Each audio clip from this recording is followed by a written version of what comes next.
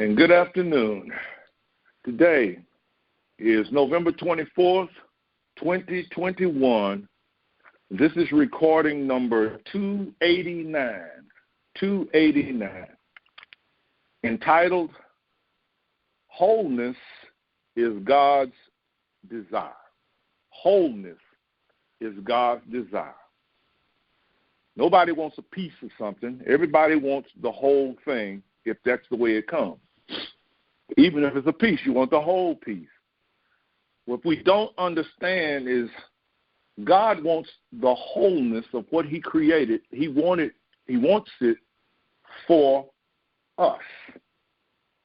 He does not want to prove our worthiness. He does not want us to jump through hoops and do all manner of things that would prove to him that we deserve his love. It's like someone sent me a meme the other day, and it said, aren't you glad that God has fallen in love with you? And because of this, we should give him praise. And I wrote back and said, dude, you got this all wrong. God has always been in love with us. It is we that fall in love with him. Therefore, we are able to accept and receive all that he gave us from the foundation of the world. Wholeness, completeness, without flaw. That stops most Christians in their tracks because they begin to look at themselves as, I'm not whole, I'm not complete, and I'm certainly not without flaw. So it stops them from entering what God has for them. Well, he has told us, look not, he even said, God looks not on the outer, but he looks on the heart. He looks on the inner. So wholeness, completeness, without flaw, within and without, with no restraints. What would life be like to live such a life? Well, we walk around and we talk amongst each other expecting to live this type of life, but at a future date. That's not what he said. Jesus said, I came to give you that life right now because I have seen your suffering. I've seen your stumbling. I've seen your misinterpretations, and I've come to right all of that and give it all to you, even up to including death, that you might be where I am. You see, this wholeness cannot be, it cannot occur until one receives the call. And you say, what's the call? Well, the call is not what they told you when they said, if you don't go get saved, you're going to go to hell. That's not the call. That's fear. Most people go to church or they become a part of the church because they're afraid of going somewhere and burning in an eternal fire. So they get into church, but they don't actually change who they are. They don't actually change their attitudes. They don't actually change who they are. But once you hear the call, you can't back down. Someone last night said to me, I've been waiting on you to talk more about identity. And I said I couldn't talk about identity because I have to experience what I can talk about. But I can talk about it. The church is talking about it. But I talk about it after I've experienced it, because now I can tell you what I experienced. And he was saying, but that's how you got me. I said, yeah, I got you with an intellectual knowledge. I knew that what I was talking about was the truth, but I had not yet experienced it.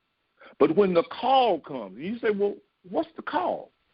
The call is that little silent voice that stills in you when you least expect it, and it says something, and you thought it was you thinking a thought, but it was actually the Spirit speaking from within you, calling you, inviting you to enter into something that you've been hoping for, wishing for, wanting. Awakened within and realizing his incompleteness, man accepts the invitation to come and be made whole. This should remind you of the story where it says, and Jesus, full of the Spirit, was driven into the wilderness where he was tested and tried. He couldn't go until he heard the call. He had been studying, we must assume, from age 12 up to age 30. But at 18 years, something drove him into a wilderness to be tested, tried, that he would come out and remain loyal to the call. Because it's the call.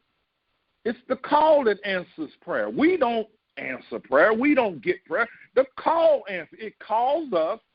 It shows us what it is, and then it says, be still and know that I go before you. And as I go before you, I will right every bad situation that comes up in front of you, everything that threatens you. As long as you remain loyal to the call, I will be with you. It is the Christ. The call is the Christ of God that leads us away from the law to grace or favor of God.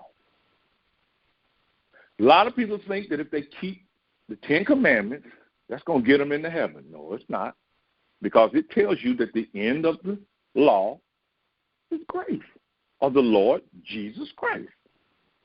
We're supposed to take into our heart what Ephesians 4 says. He gave some prophets, some apostles, some evangelists, some teachers, and some pastors for the perfecting of the saints, that we will all come into the unity of the faith and we would all stand in the mature knowledge of Jesus Christ himself. Well, that tells me that when someone looks at me, they may not know that they're looking at it, but I'm supposed to know, when you see me, you see him that sent me. And I'm only going to answer from that. I'm not going to give you my opinion. I'm not going to tell you what you ought to do, what you should do. But the call is what draws you in to the favor of God. Grace, unmerited favor, unearned. Don't say undeserved, because it is deserved. It is deserved. Why is it deserved? Because he's my Father. If my Father begat me and put me in this world, I deserve everything that he has in his household, because he is the one that must take care of me. I'm the one went off into a far country believing this and believing that and believing this and believing that, and I closed myself off. But he says, when you get tired of standing over the pigsty, wondering if anybody's going to help you, looking for something out there to add $145 back to your Social Security check, and you look at the people that's falling for that. Why? Because they've misinterpreted their identity and they're looking for any kind of way to get help. And the scriptures tell us, Jesus Christ, present help in a time of need. We just don't know how to stop and acknowledge the favor of God. I didn't ask to come here. I can't do anything to keep myself here. And I can't leave. If I want to, and I can leave, but I don't know where I'm going. Because it's not in you. It's the Spirit of God that is watching over you when you recognize the call. One may have received or experienced temporary benefit from the law, sporadic answers to prayer, even miracles. But the law is the one and only guide that leads us to grace and wholeness. The purpose of the 10 Commandments is to make you aware of a grace that ushers you into the realm of godliness where nothing, what do we call that place? heaven. We call it heaven. But we have been so convinced that you can't live it here. And I simply look at people and say, if you can't live it here, why did Jesus come here and show us that we could live it here? Oh, that was just for him. But once again, then why come and flaunt it in my face? No, he came to show us.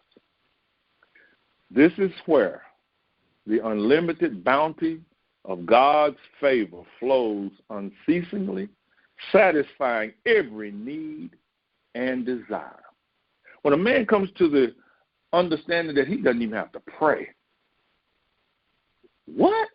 But he said pray. Yeah, go look. Look and see what he said pray for. He said pray for spirit. He didn't say pray for things. He said pray for understanding. So every time we ask him for things, that's why we don't get it. We don't get things because he said don't pray for things. He said seek ye first the kingdom, my kingdom and my understanding, and I will add unto you all the things that the Gentiles seek after. It seems like every day, every week, I come to face with somebody who does not read their Bible, and they want to tell you what's in it. They want to tell you what God is like. I told the guy the other day, I said, look, read that right there. And he read it. And he looked at it, and he looked up at me. I said, you see that? He said, yeah, but now it makes me wonder if Jesus, I said, you better stop what you get ready to say. He said, what? I said, you get ready to say, you wonder if Jesus accomplished what he came here to do. Isn't that what you get ready to say? He said, yeah. I said, if he didn't, he's the biggest liar in the world because he hung on that cross and he said it's finished. In John 17, he said, Father, the work you've given me to do, I finished it. Now, you get ready to tell me you're going to question. And I said, and you know what's really odd about all of this? He said, what? I said, I have not said a word. You're looking at it with your eyes in the Bible, and you are fighting. I said, you need to take that fight now and take it to God, because I can see right now you wrestling with a teaching. You're wrestling so much with a teaching, with your belief, that you can't even believe what's written in the book that you say, if it don't come out of here, I don't want to hear it. Man, when he recognizes there is a kingdom called heaven, and it's all around us 24/7, just waiting for us to recognize it, to deliver us from whatever oppression, man is being led and guided by what he has come to realize as faultless truth. You know anybody that ever did that? They called him Jesus, didn't they? He was led by faultless truth. He never questioned anything. When stuff got in his face and threatened him, what did he say? Not today. Ain't having it. Somebody walked up and said, I need so-and-so. He said, go have it. Somebody said, touch me. He said, go have it. Somebody walked up and he just looked at him and said, what you want? And they said, I want so-and-so. Do you believe I can do this? Yep, go have it. Faultless truth. That's what the Christian doesn't do. He looks to see if it can be done. He looks to see how large the enemy might be. He looks to see the threat. Then he decides, oh, I don't know if I can. What? You don't know if what? He didn't ask you to do anything. He just asked you to believe on him whom God has sent. Faultless truth. Through many life experiences, situations, conditions, he will prove to himself the absolute authority of truth. Who does he prove it to? Himself. He doesn't go out and say, we got 15,000 people in my church. We do missions over in 15 countries. No. He can only prove it to himself. And he proves it to himself. That's why the scripture says he does not make himself known. He does not make himself a spectacle in the street, because he walks in the comfort of knowing his Father, knowing that no evil shall befall him because he has found the faultless truth that leads him and guides him and has become absolute authority in his life. He must proceed presenting every judgmental chieftain that each might be purified. You might say, well, what's that? Well, if you recall the story of where Moses, and we're going to talk more about this on Sunday, Moses brought the 12 spies together. If you go read that story, it says, and he called the chief person, one of the chief persons from each of the 12 tribes. Those are your judgmental pieces in you. Some of them are doubt. Some of them are fear, anger, deceit. You see what I'm saying? Some of them are ferociousness. Some are fearlessness.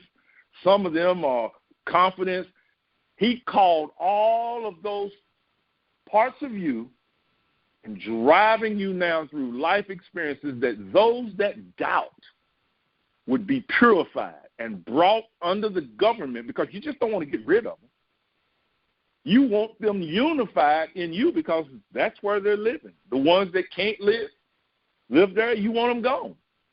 He must prove by presenting in that wilderness all of his fears. You must be open to say, I'm scared. I don't believe. You must be open so that they can be purified. Fears, doubts, anger, love, confidences, power, condemnation, vindications, etc., all must be presented before the one, that they might become unified in one belief. The government on which he stands must be stable. He can only fulfill this quest when he accepts his identity as loved by God. All opposing judgments to entering the promised land must be rendered helpless and must recognize the ability to be successful. God is not a spirit prayed to. Those of you who sit here with me and you're on the phone, you should know this by now. How many times have you prayed and God seemingly didn't hear you? Too busy. That right there should tell you something's wrong. You just don't keep going back and say, well, let me try it this way. Let me try it that way. I got 30, 40 years of trying until I said, man, this ain't working. He is not a spirit to be prayed to. He is a spirit that transforms our thinking into his thinking, that we may allow his thinking to pour through us and glorify himself in his creation. It is God that is creating, that is glorifying himself. God is not a spirit to be prayed to as we might have believed, but a fullness within every man that when recognized will show itself mighty in every situation. All evil reports become nothing before this knowledge. Every enemy is cut down before this truth. The fruitage of the land of promise is great and bountiful. The giants, they appear to be too many or too large. Y'all know what I'm talking about. You got governments out there that just do whatever they want. You got businesses that just do whatever they want. You got businesses that pay people, and you look at it and go, man, that's scraps. And you know they're making hands over foot. And yet they'll come up with something that they'll say to you and walk off knowing, man, they had the audacity to question me.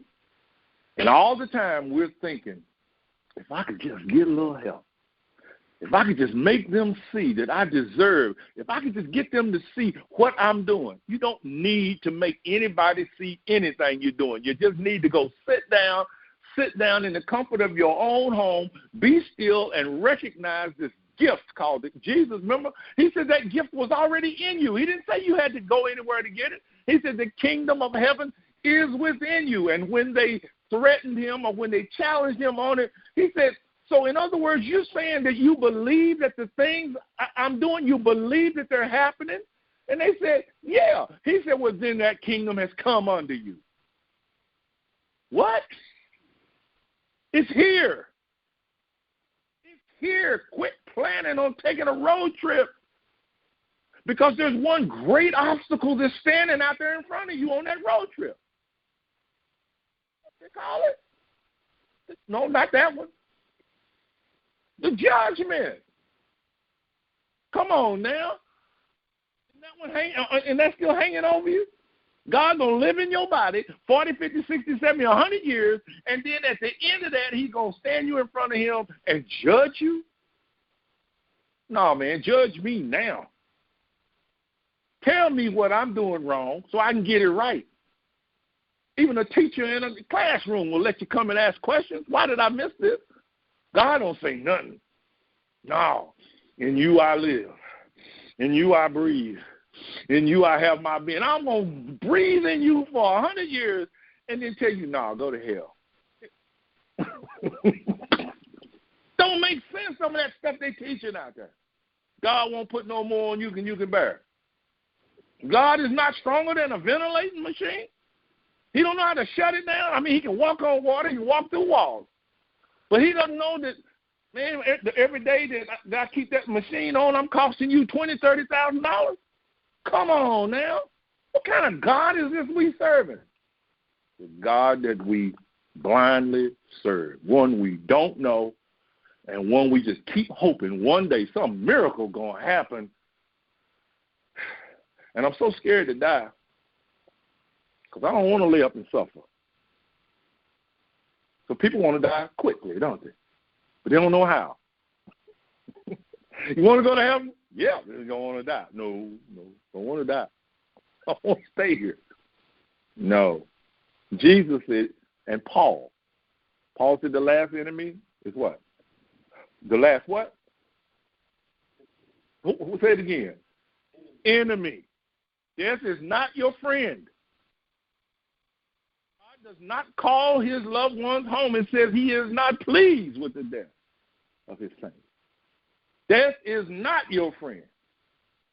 That's why Jesus came and entered into death, that he might destroy the fear of it and him who had the power of it. Whoa, do you doubt that he finished? Because if he completed, he finished it, didn't he? So why am I sitting back here going, how am I? See? Because somebody done put something in our head and we can't let it go because we're scared what our neighbor might think if we let them know. We don't believe that no more. I have people right now that won't talk to me because I tell them, no, I don't believe that. I don't believe in no devil. No. Right here, Hebrews 2:14 said he destroyed it. Over here it says he was sent here to destroy the works of the devil. Right here he says the devil was a liar from the beginning. Well, wait a minute. What beginning? Because God said everything that he created was perfect and good from the beginning. Who's lying? Is God lying? Is Jesus lying? No. Man is lying. Because he's trying to make this thing make sense out here, and he can't make it make sense, so he just tells people anything so he can get away from it. But let's move on. The giants appear to be too many and too large. It must be understood that these giants, these obstacles, these enemies are the ones we carry in our conscience. You ever been defeated before you even tried to do something? That's your enemy. That's the promised land. That's the promised land right there. It's not something out here. It's right here. You conquer here. When you conquer here, that scene out there will change to reflect what you have conquered in you. They, within our daily lives, must be slain and extracted internally only. When you get him out of your head, he leaves out here. And now you're able to walk the earth freely, knowing that no weapon formed against you shall prosper. Why? Because I have seen and known the truth. They do not exist outside of us, but in our internal thinking. Man is his own jailer. Man is his own sentencer. Man is his own, what's that dude when they finally, executioner. Man, individually. That's why everybody's lives are different out here. But everybody, if you look, 10 out of 10 people you meet in the day walking around in some type of judgment. And if you listen, they tell you what that judgment is, because when they open their mouth, they start speaking that judgment. They must be overthrown within until their threats are nullified. The journey is long, filled with seemingly defeats and discouragements.